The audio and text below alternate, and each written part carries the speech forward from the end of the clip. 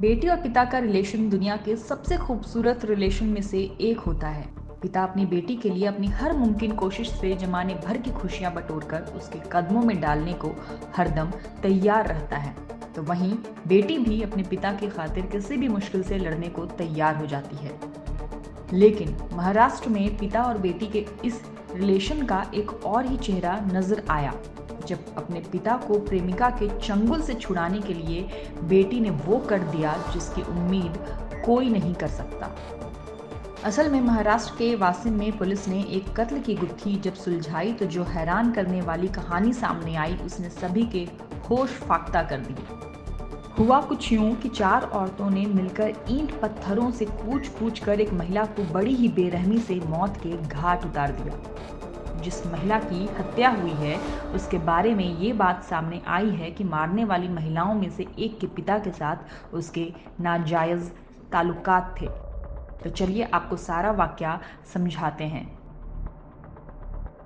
एक लड़की अपने पिता के साथ खुशहाल जिंदगी जी रही थी। दोनों बाप और बेटी एक साथ खुशी खुशी रह रहे थे, सब कुछ सही चल रहा था। तभी अचानक बेटी को अपने पिता पर शक होता है। शक भी इस बात का कि उसके पिता का किसी दूसरी औरत के साथ चक्कर चल रहा है, और बस इसी शक की वजह से आए दिन अब इनके घरों में झगड़ा शुरू हो गया। धीरे धीरे बेटी के अंदर की ये नफरत उस पर इस कदर हावी हो गई कि उसने अपनी मौसियों के साथ मिलकर जिस औरत पर उसे शक था उसे जान से मारने का प्लान तक बना लिया। और इसी प्लान के मुताबिक लड़की अपनी तीनों मौसियों के साथ गौतम नगर मनीषा के घर पहुंचती है और उसे ईंट और पत्थर से कूच कूच कर मरने की हालत में छोड़कर सभी मौके से फरार हो जाते हैं।